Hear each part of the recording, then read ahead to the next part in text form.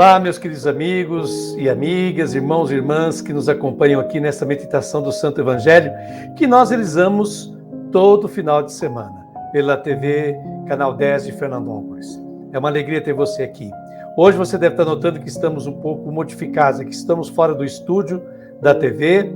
Eu me encontro fora de Fernandópolis, mas mesmo assim está aqui a gravação, o vídeo do nosso programa, como é o nosso costume. Hoje é o 8º domingo do tempo comum. E a liturgia nos propõe o texto de Lucas, capítulo 6, versículo de 39 a 45. Jesus continua o seu ensinamento aos seus discípulos. Depois de os ter convidado a serem filhos do Altíssimo, isto é, a serem bondosos para com os ingratos e os ímpios, não excluir ninguém do âmbito de ação deste amor e ter mesmo sentimentos maternos para com os outros, agora Jesus adverte seus discípulos para aqueles riscos sempre presentes em todas as comunidades, e eram os riscos da espiritualidade farisaica, o da pretensão dos discípulos de serem guias e mestres dos outros. Não, na comunidade de Jesus, isso fica claro no Evangelho de hoje, não há espaço para guias e mestres, pois há apenas um guia e um mestre, que é o próprio Cristo. Então nós vamos começar com o versículo 39 do capítulo 6 de Lucas, que nos diz assim, você vai ver o texto aí na sua tela. Naquele tempo, Jesus contou uma parábola aos discípulos. Pode um cego guiar outro cego? Não cairão os dois num buraco? Aqui, a mera pretensão de ser guia do outro torna a pessoa cega, isso mesmo. O crente não é chamado a ser guia, o único guia é Cristo, porque a pessoa que crê é um companheiro, uma companheira de viagem, que apoia o outro, encoraja a outra pessoa, mas não o guia. E Jesus diz, se um cego conduz outro cego, ambos caem na fossa, no buraco, incorrendo na maldição bíblica do livro de Deuteronômio, maldito aquele que fizer o cego perder o seu caminho. Continuando o versículo seguinte, o versículo 40 do capítulo 6, que vocês já estão vendo aí, do texto deste evangelho dominical, diz assim, um discípulo não é maior do que o mestre. Todo discípulo bem formado será como o mestre. Então Jesus adverte novamente seus discípulos sobre a pretensão de serem mestres e guias dos outros. Depois ele retomará o discurso da cegueira. Jesus convida o discípulo a crescer, a tornar-se independente, a realizar-se pessoalmente e a não precisar mais de mestre, porque é o Espírito que o guia. Deus, o Pai de Jesus, não governa os seres humanos emitindo leis que eles devem observar, mas comunicando interiormente o seu Espírito que os tornam livres e independentes. Agora vamos para os versículos 41 a 42 do capítulo 6 de Lucas. Esses dois versículos nos dizem o seguinte, por que vês tu o cisco no olho do teu irmão e não percebes a trave que há no teu próprio olho? Como podes dizer a teu irmão, irmão, deixa-me tirar o cisco do teu olho, quando tu não vês a trave no teu próprio olho? Hipócrita, tira primeiro a trave do teu olho, e então poderás enxergar bem para tirar o cisco do olho do teu irmão. Bom, diante disso, Jesus volta ao tema da cegueira e explica o que é esse mal. E esse mal é a pretensão de ser guia, mestre das outras pessoas, porque pode levar a corrigir o que Jesus diz ser minúcias. A pessoa que quer ser mestre dos outros acaba se perdendo em minúcias. E o fato de você fingir corrigir o outro é porque tem uma trave cravada na sua visão. Então Jesus continua de forma irônica. Como não ver uma trave que está no olho?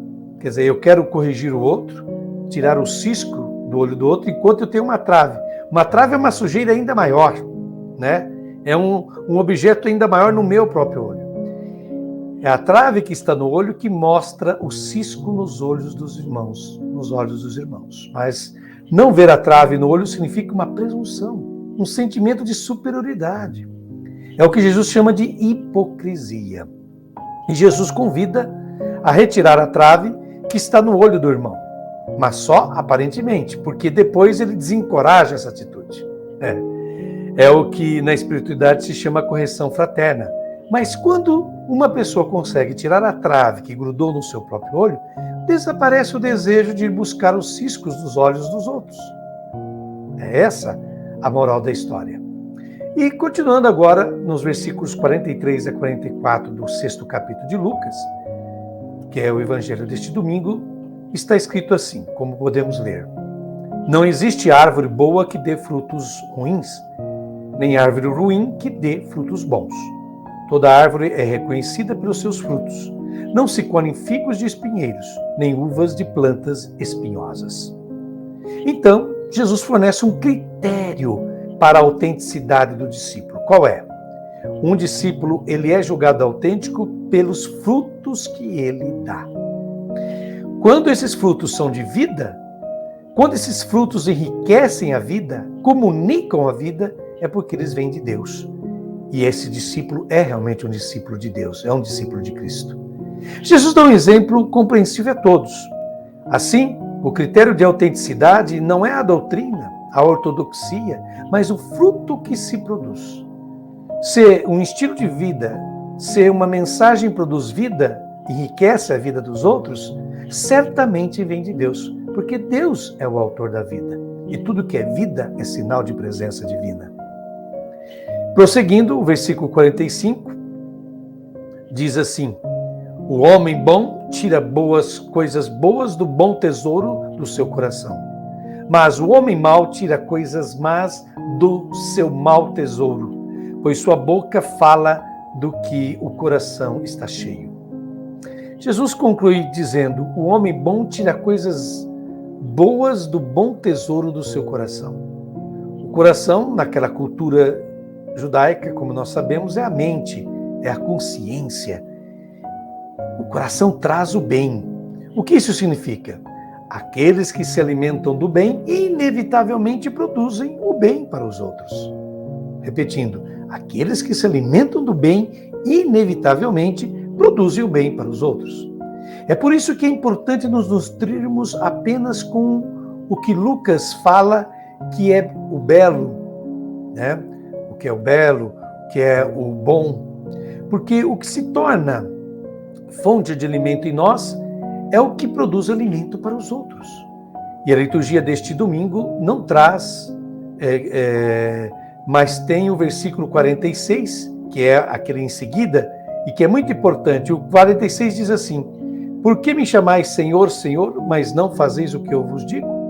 Aqueles que chamam Senhor, Senhor, são os que defendem e são extremamente apegados à doutrina perfeita, à ortodoxia perfeita. Mas eles não fazem o que Jesus diz.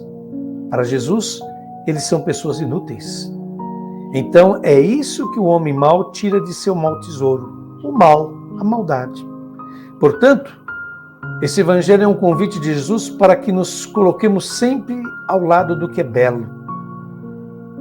Nos alimentemos sempre da beleza para sermos pessoas bonitas que transmitem o bem aos outros.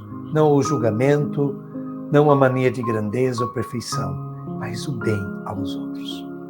Bom, diante desta abordagem para a qual fomos auxiliados pelo Frei Alberto Madi, agora eu exponho a vocês, queridos irmãos e irmãs, como de costume, algumas observações, algumas coisas minhas. E eu começo com uma frase de Buda, uma famosa frase de Buda que diz o seguinte: 3 coisas não podem ser escondidas por muito tempo: o sol, a lua e a verdade. O evangelho deste domingo nos pede a revolução do coração. Isso mesmo. O ser humano autêntico se constrói a partir de dentro, do íntimo, do coração. Porém, tudo o que somos, tudo o que pensamos e sentimos, acaba por se transformar em ações, atitudes e gestos concretos. Por isso, Jesus menciona a árvore e seus frutos. Afinal, conhece-se a árvore por aquilo que ela produz. Do mesmo modo, conhece-se o ser humano por meio de suas práticas, suas posturas. Vivemos em tempos do retorno da hipocrisia, eu diria. Hipocrisia que se traduz, segundo Jesus, em ser exigente com os outros, ser extremamente ortodoxo em questões de doutrina, moralista em questões de costume, tradicionalista em questões litúrgicas e rituais, né? Enquanto desculpamos ou fingimos não ver ou nos omitimos diante de nossas próprias imperfeições e incoerências, diante do Evangelho, que é a fonte de toda a doutrina, da caridade, principal virtude e essência da vida cristã, da fraternidade e simplicidade dos gestos sacramentais oriundos de Jesus de Nazaré, o qual jamais se fez distinguir de seus concidadãos mediante vestes e hábitos diferentes e especiais. Tudo isso não deixa de ser uma sorte de neurose espiritual, ou seja, o modo equivocado, exagerado, de como o indivíduo se relaciona com os seus desejos e as suas contradições, conforme nos dizia Sigmund Freud, o pai da psicanálise. Muitos transformam a sua vivência cristã em uma neurose, uma preocupação excessiva com o pecado, a culpa, a rigidez doutrinal e o formalismo litúrgico. Jesus já havia percebido isso nos especialistas em lei e grandes intelectuais de seu tempo, quando ele afirma, abre aspas, guia cegos que coais o mosquito e engolis o camelo, fecha aspas. Isso está em Mateus capítulo 23, 24. Guia cegos que coais o mosquito e engolis o camelo. Quantos guias cegos, pessoas que se consideram justas, santas, irrepreensíveis, mestras, guias, não temos no catolicismo e cristianismo de nossos tempos. Justamente para evitar esse risco, Jesus afirma categoricamente, abre aspas, quanto a vós, não vos façais chamar de rabi, mestre, pois um só é vosso mestre, e todos vós sois irmãos, como está em Mateus 23, versículo 8. No entanto, há muitas pessoas que creem, confiam, seguem e obedecem cegamente a esses guias cegos, e não ao único e verdadeiro mestre, Jesus Cristo e seu Evangelho. Aliás, recomendo vivamente a leitura e meditação atentas de Mateus capítulo 23, versículos de 1 a 32. Vale a pena refletir sobre o que Jesus Cristo fala sobre esses falsos mestres, falsos guias. Jesus nos convida a não tornar a vida das pessoas mais pesada, mais difícil e desafiadora do que ela é. Eis alguns propósitos que o Evangelho deste domingo nos deixa, segundo as corretas palavras de José Antônio Pagola. Diz esse biblista espanhol: esforçar-nos por viver de tal maneira que, ao menos perto de nós, a vida seja mais humana e suportável. Não envenenar o ambiente com nosso pessimismo, nossa amargura e agressividade. Criar ao nosso redor relações diferentes, feitas de confiança, bondade e cordialidade. Então, esses seriam os 3 grandes propósitos que este Santo Evangelho deste domingo nos deixa. E agora, à luz de Isaías, capítulo 29, versículos de 9 a 16, vamos fazer a nossa oração. Ela vai aparecer aí também na tua tela. Fazei-vos de estúpidos para ficardes estúpidos. Fazei-vos de cegos para ficardes cegos. Ficai embriagados sem tomar vinho, tontos sem bebida fermentada. O Senhor é quem vos prepara um vento embriagador. É Ele quem vos tapa os olhos, quem vos cobre a cabeça. Essa revelação toda será para vós como o texto de um documento lacrado.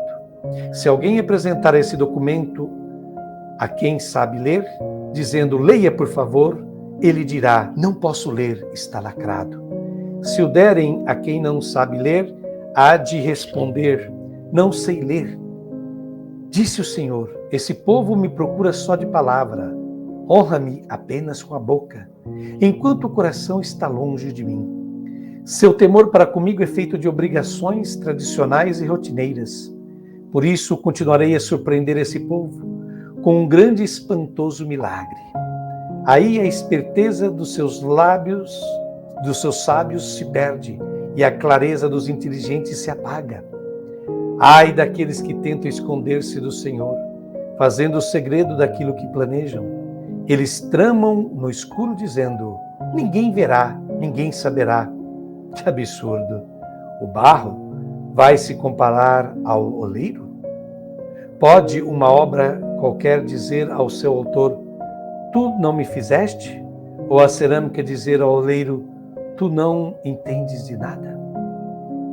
Pois bem, meus irmãos, minhas irmãs, eu vos deixo com essas reflexões e meditações. Façam o tesouro de todas elas. Deus abençoe a cada um de vocês e fiquem com Deus e até a próxima semana, se Deus quiser.